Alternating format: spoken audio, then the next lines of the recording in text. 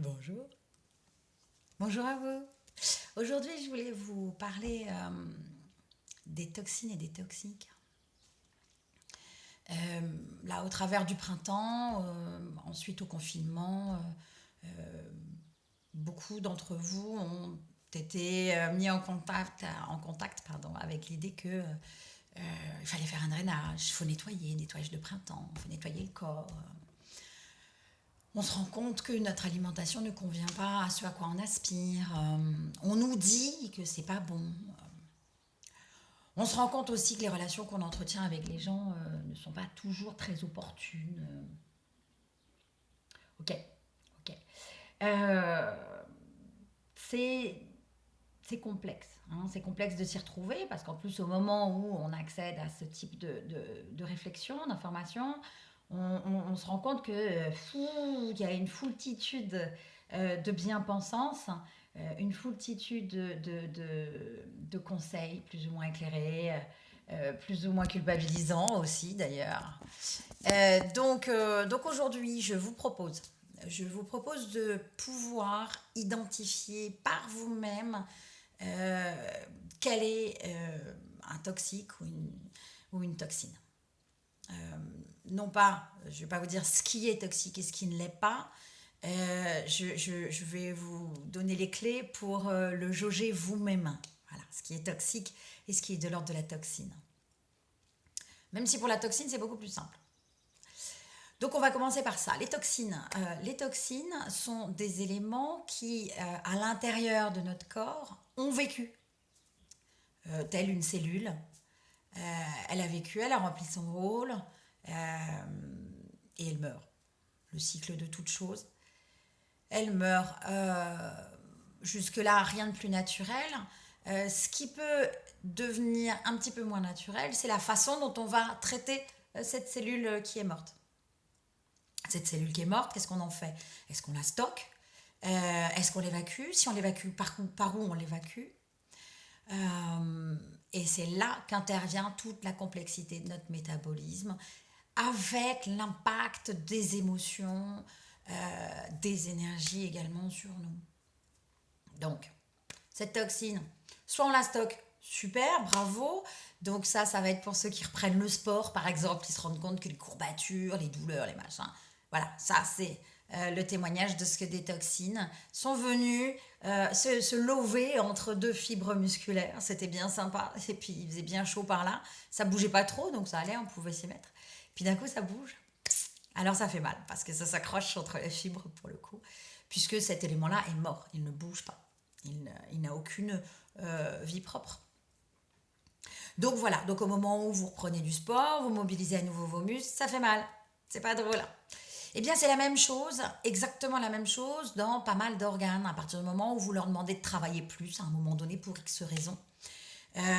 Exemple, vessie, rein, foie, vésicule biliaire sont des organes de traitement et d'évacuation des déchets. Et donc, du coup, entre autres, hein, et donc, du coup, au moment où vous allez leur demander de bosser un petit peu plus, pour X raisons, parce que si, parce que ça, parce que c'est l'été, on boit un petit peu plus, parce que c'est l'été, on fait des grillades, on mange plus de viande, etc. Et ben voilà, paf, on y arrive, ou que c'est l'hiver, on mange plus gras. On arrive à avoir besoin d'un traitement plus important.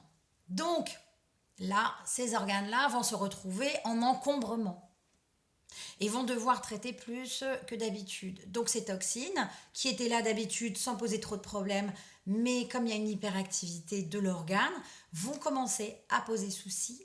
Et là, ça devient difficile. Donc on va avoir des dérèglements physiologiques que la médecine conventionnelle appelle des maladies, entre autres. Et il va falloir s'occuper de ça, puisqu'un déséquilibre a été créé. Ça, c'est pour les toxines.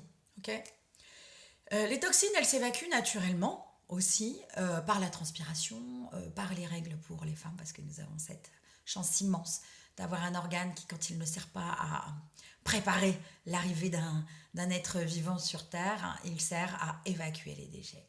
Magnifique. Donc remerciez, hein, mesdames, remerciez chacune de vos règles, chacun de vos cycles. Il vous permet de faire ce qu'aucun homme ne peut faire, c'est d'évacuer une quantité extraordinaire de toxines. Et de toxiques aussi, on en parle tout à l'heure. Donc la transpiration, les règles, la respiration, l'expiration sert à ça, à évacuer les toxines. Plein d'autres manifestations du corps servent à ça. Les urines, bien sûr, les selles, bien sûr. Bon. Ensuite, les toxiques. Les toxiques, c'est beaucoup plus complexe puisque le toxique, par définition, vient de l'extérieur.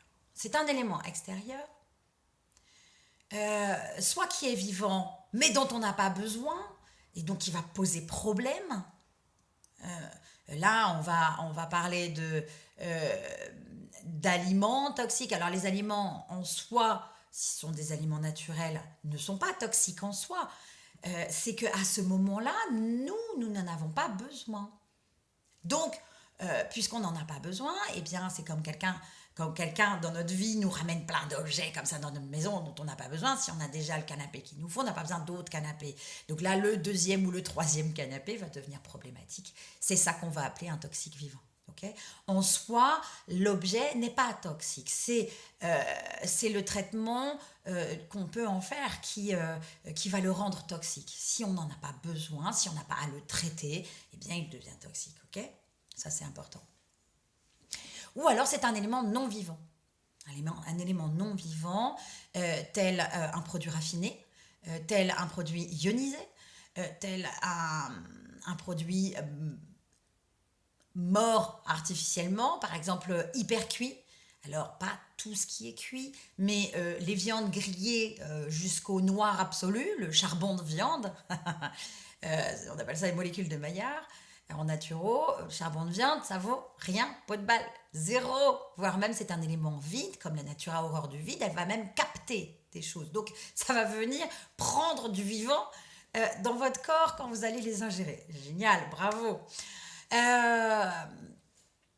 Et donc, c'est de cette manière que souvent, votre naturopathe, votre médecin chinois va vous parler de manger mi-cuit, par exemple. Pas trop cuit, un peu pour rendre l'aliment plus digeste, mais pas trop cuit parce que sinon, vous allez y perdre justement de cette vie qui va vous apporter. Et si l'élément est trop mort, eh bien, il devient toxique par définition. Puisque pourquoi ? Chose très, très évidente, vous allez en convenir tout de suite dès qu'on va en parler, c'est que nous, on est vivants. On est des êtres vivants. On vibre. Chimiquement, on a des ions positifs, des ions négatifs, des électrons libres, des électrons pas libres, etc. Et ça fait gzz, gzz. Hein, en électromagnétisme, ça vibre. Eh bien, comment voulez-vous pouvoir vous nourrir de quelque chose qui ne fait pas gzz, gzz ? C'est pas possible. Si c'est pas vivant en face, ça va pas fonctionner l'affaire. Donc, nous en avons cruellement besoin. Cruellement besoin. Dans notre respiration, dans notre alimentation, dans nos relations humaines aussi. Et c'est là que vous allez pouvoir faire le parallèle avec ce qu'on appelle des relations toxiques. Pas des personnes toxiques. Je refuse cette dénomination-là, même si par le passé, j'ai pu moi-même commettre l'erreur de nommer des personnes en tant que toxiques. C'est la relation que l'on entretient avec elles. Soit elle doit terminer, cette relation-là, parce que on a découvert que c'était non vivant. Voilà, ça n'évoluait plus, il n'y avait plus de possibilité d'évolution. Soit elle doit changer la relation. Donc ce n'est jamais la personne, mais ce n'est jamais tant la personne qui est toxique que la relation. Donc, prenez bien conscience de ça, c'est important.